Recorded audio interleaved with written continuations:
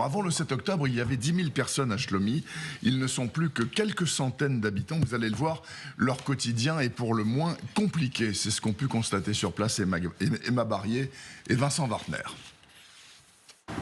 Face à la frontière libanaise, cette boulangerie du nord d'Israël est un des derniers points de rendez-vous de la région, évacuée depuis le début de la guerre.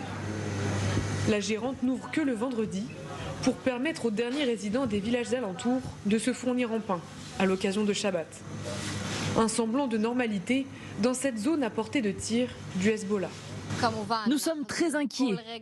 Avec le discours de Nasrallah, on s'attend à des représailles et à de nouvelles alertes à tout moment. Inquiétude justifiée. Dès le lendemain, le Hezbollah indique avoir tiré 62 missiles en direction des bases militaires du nord du pays. Mais à Shlomi, la menace ne date pas d'hier. Depuis l'invasion de la bande de Gaza par Tsahal, les provocations ici sont régulières. Regardez les stores et le mur, il y a plein d'éclats de verre. Il y a eu un éclat d'obus dans ma maison. Le verre a éclaté partout. Mardi, l'appartement d'Aaron a été touché par une roquette anti-tank.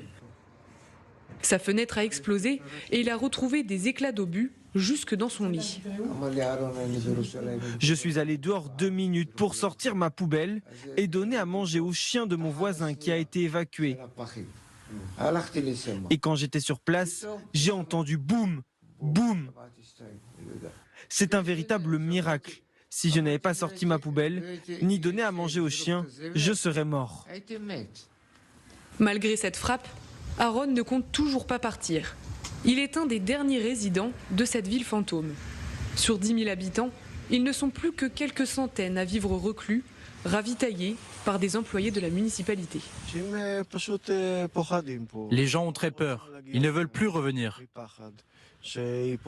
Ils ont peur de recevoir un obus ou un missile et ne veulent plus revenir habiter ici pour le moment.